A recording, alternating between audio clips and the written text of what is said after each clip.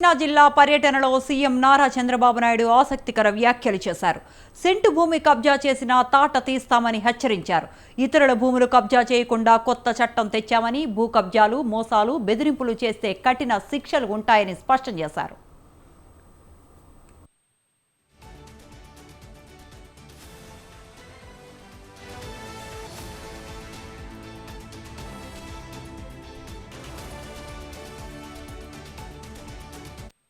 Scent భూమి కబ్జా చేసిన కబద్దార్ జాగ్రత్తగా ఉండండి, తాట తీస్తాం, ఎవ్వడిని వదిలిపెట్టాం.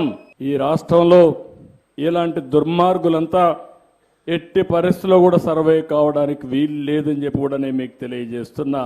మా తమ్ముడు చెప్పినట్టు కబద్దార్ జాగ్రత్త. ఆ భూమి దగ్గరికి పోయినప్పుడే అతనికి జైలు కూడా కనపడాలి. ఈ భూమి దగ్గరికి వస్తున్నాం, రేపు మళ్ళా జైలుకు పోవస్తుందని భయపడితే తాత తండ్రుల కష్టార్జితం సొంత వారికే దక్కాలని సీఎం చెప్పారు. కబ్జా చేయాలనుకున్న భూమి కనిపిస్తే చాలు జైలు గుర్తుకు రావాలని అన్నారు. తప్పుడు సర్వేలు జరిగాయని లక్షల మంది ఫిర్యాదు చేశారన్నారు. సర్వే వల్ల సెంటు 2 సెంట్లు భూమి పోయిందని ఫిర్యాదులు వస్తున్నాయన్నారు. భూమి గురించి వచ్చే ప్రతి ఫిర్యాదును పరిష్కరిస్తామని, భూమి కొలతల్లో తేడాలు, సర్వే నెంబర్లో తేడాలు పరిష్కరిస్తామని సీఎం చెప్పారు. ఇక వారసుల పేర్లు సరిగ్గా ఉండేలా చూస్తామని చంద్రబాబు చెప్పారు. అన్నీ సరిచేసి అందరికీ పట్టాదారు పాస్బుక్ ఇస్తామని హామీ ఇచ్చారు. పట్టాదారు పాస్బుక్లో QR కోడ్ ఇస్తామని, అన్ని గ్రామాల్లో రెవెన్యూ సదస్సులు నిర్వహిస్తామని చెప్పారు. ఇప్పటి వరకు 95,200 పిటిషన్స్ వచ్చాయని వెల్లడించారు. జనవరి 9 వరకు రెవెన్యూ సదస్సులు జరుగుతాయన్నారు. సదస్సుల్లో ఇప్పటి వరకు 3 లక్షల మంది పాల్గొన్నారని సీఎం తెలిపారు.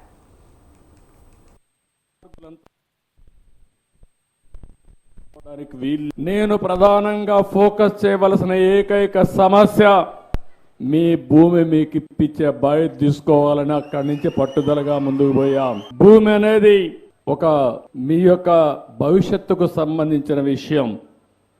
ఒక గజమైన, ఒక సెంటైన, ఒక ఎకరా అయినా మనకు ప్రాణంతో సమానం. అలాంటి భూమిని ఇష్టానుసారంగా చేసే పరిస్థితికి వచ్చారు. భూమికి మనకు అవినాభావ సంబంధం ఉంది. కొత్త చట్టం తీసుకొచ్చారు, మీరు చూశారు, ల్యాండ్ టెనెన్సీ యాక్ట్ అని. ఆనాటి ముఖ్యమంత్రి గుమస్తాన్లు పెట్టుకుని మీ భూమి మీద పెత్తనం చేసే పరిస్థితికి వచ్చాడంటే ఎంత దుర్మార్గం మీరు ఒక్కసారి ఆలోచించుకోవాలి. మీరు కోర్టుకు కూడా పోయే పని లేదు, రెవెన్యూ ఆఫీసర్ ఉండే పరిస్థితి లేదు.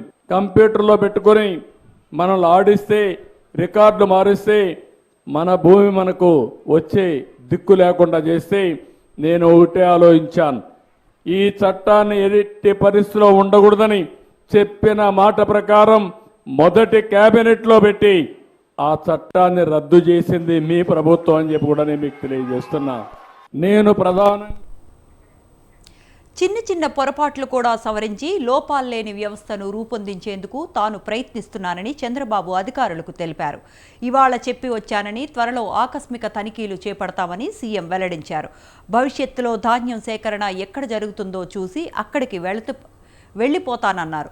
తప్పు జరిగితే ఎవరిని ఉపేక్షించేది లేదని హెచ్చరించారు. పని చేయకపోతే కష్టమని అధికారులను ఉద్దేశించి చంద్రబాబు వ్యాఖ్యానించారు.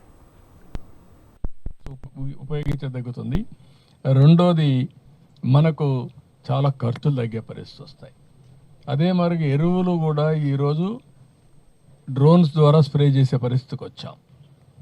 ఒకప్పుడు యూరియా అటు ఇటు ఇసిరేసేవాడు, ఇప్పుడు ఏ అక్కర్లేదు, లిక్విడ్ యూరియా వచ్చేస్తూ ఉంది. లిక్విడ్ యూరియా కానీ, నైట్రోజన్ కానీ, ఏది కానీ కావాలంటే అవి కూడా వేసే పరిస్థితి వస్తూ ఉంది. Apart from all these things మళ్ళీ నేచురల్ ఫార్మింగ్ కూడా వచ్చింది, 0 బడ్జెట్ నేచురల్ ఫార్మింగ్ వచ్చింది, అవి కూడా చేస్తాం. కాబట్టి ఈరోజు నేను ప్రత్యేకంగా వచ్చింది, మనోహర్ గారు మినిస్టర్ గారు కానీ మా మినిస్టర్స్ అందరం కూడా వచ్చింది ఇక్కడికి, ఎమ్మెల్యే అందరితో మాట్లాడాం. మళ్ళీ దీన్ని స్ట్రీమ్లైన్ చేయడానికి ఏమేమి చేయాలో చేయడం, చిన్న పొరపాట్లు కూడా కరెక్ట్ చేసి ఫుల్ ప్రూఫ్ మెకానిజం ఇవ్వడానికి వచ్చాను. ఈరోజు నేను చెప్పొచ్చాను, భవిష్యత్తులో చెప్పిరాను. ఎక్కడ ప్రొక్యూర్మెంట్ జరుగుతుందో అక్కడికి వెళ్ళిపోతాను డైరెక్ట్గా. I will witness directly, then I will have an idea. ప్రభుత్వ యంత్రాంగాన్ని అందరికీ చెప్తున్నా, అప్పీల్ చేస్తున్నా, గట్టిగా చెప్తున్నా, no excuse, standard operation procedures అందరూ ఫాలో కావాల్సిందే. అందరికీ బాధ్యత ఉంటుంది. దే హ్యావ్ టు పర్ఫామ్ చేయకపోతే ఈరోజు 3 ప్రోగ్రాంలు పెట్టుకున్నాను నేను. ఈ 3 ప్రోగ్రాంలు కూడా రోడ్లపై కూడా పోతున్నా, మీకు చూపిస్తాను మా రోడ్లు ఎట్లా వేసారని. అవి కూడా చూస్తాం. ప్రజల సాటిస్ఫాక్షన్